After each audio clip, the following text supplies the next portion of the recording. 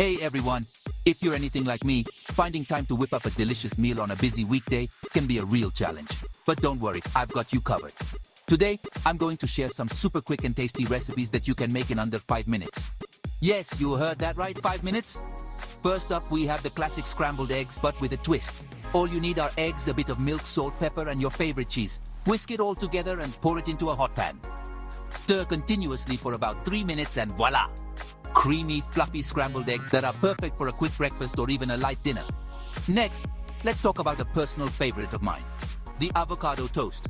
Start with a ripe avocado, mash it up with some lime juice, salt and pepper. Spread it on a toasted slice of bread and top it with some cherry tomatoes or radishes for that extra crunch. It's nutritious, filling and oh so good. Feeling a bit more adventurous? How about a savory yogurt bowl? Just take some Greek yogurt, add a splash of olive oil, a pinch of salt, some cucumber slices, and a sprinkle of za'atar or your favorite herbs. It's a refreshing dish that packs a punch and keeps you full until your next big meal. And for those of you with a sweet tooth, don't worry, I haven't forgotten about you. Try this quick berry smoothie. Just blend together some frozen berries, a banana, a scoop of your favorite protein powder, and a cup of almond milk. In less than 2 minutes, you've got a delicious smoothie that's perfect for an on-the-go snack or a quick post-workout refreshment.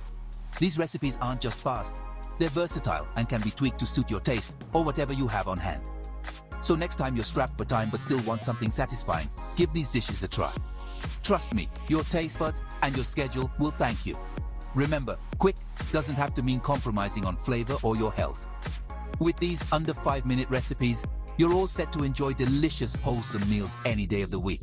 Thanks for tuning in and happy cooking.